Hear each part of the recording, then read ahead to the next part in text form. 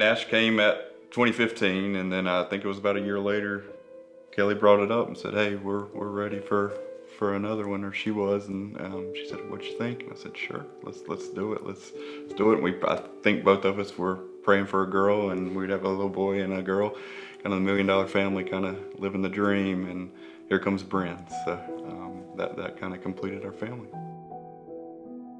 Brinn's head is in my lap and her legs are in the doctor's lap, and she starts feeling around and she looks down and she looks up like this and she says, "Have you felt this?" And I said, "No." And she said, "Okay." And she let me put my hand there and I just felt something hard.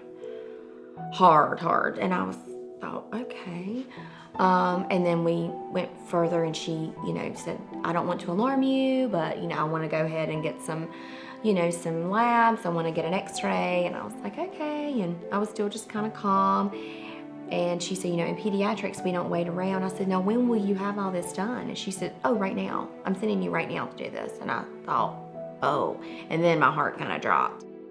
We came home. Nash was with my mom, and we popped the key in the door. And about the time we did, Kellie's phone rang. Went outside. She put Dr. Coates, which was the pediatrician that we saw, on speaker. And she, I'll never forget it, said, we got a bed waiting for you at Levine's." I can't even tell you the emotions that were going on through that stay.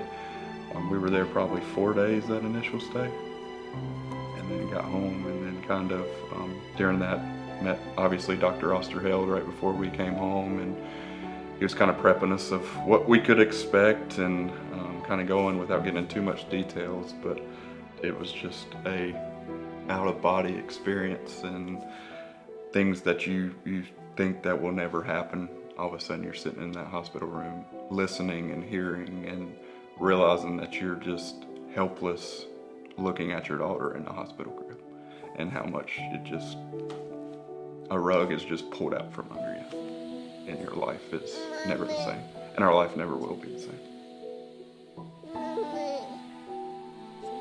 We started our first chemo cycle right after Christmas. We got through it, and then her hair started coming out. We cut her hair. There wasn't so much that we got in the groove because everything happened so fast. There's not time to figure it out. I mean, we came in on December 11th. By December 13th, she'd already had her scans and biopsy, and we knew what we were dealing with. I mean, there's no time to take anything in. And then within a month, she had her G-tube, and then it's her stem cell retrieval. I mean, everything, boom, boom, boom, boom, boom. There was no, let's get normal, or let's make a normal. It was, let's just get through to the next day, next appointment, just like you said, just go, go, go. And then during all of that, we figured out how to be home with both our kids and just enjoy the moment and snuggle up and cry or whatever it was that we needed to do. We just did it. And people I know have asked us several times, "How do you do it?" And I thought, I remember saying that to people or thinking that for people that were in similar situations, whether it was a death of a child or a spouse or whatever the case, like, how do you do it? And you just do. People would do the same thing. You don't have another option. And people say, "Oh, I would just fall apart." Mm-hmm. Well, you do, but you get back up. I mean, there's no other option.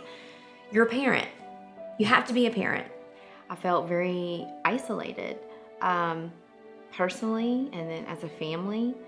I felt that, we were completely blindsided by everything. So we were by ourselves in the sense that we did not have another family to kind of relate to and bounce ideas off of. What we were experiencing were things that no one I knew was doing.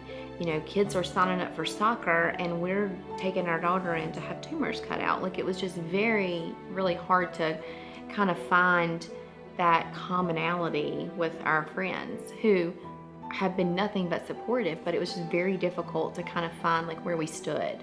I am hopeful that she doesn't remember anything that she's going through. I'm hopeful that she does gain some strength and being able to be, use all the hell she's had to go through to her benefit. I'm hopeful that the story that we're putting out there will gain awareness. I'm hopeful that pediatric cancer will be funded. I'm hopeful for a cure. I'm hopeful that Brinn stays cured. That's always going to be in the back of our mind every time we go to a scan. I think they call it scanxiety. You know, it's real, it's true. We're hoping that, you know, I'm hopeful that she will never have to deal with this. I'm hopeful that she doesn't have any side effects, and she is able to be a mother one day, that the chemo doesn't take that from her. And you know, at the end of the day, I think what we said before, we put one foot in front of the other, and as I'm doing that, I remain hopeful.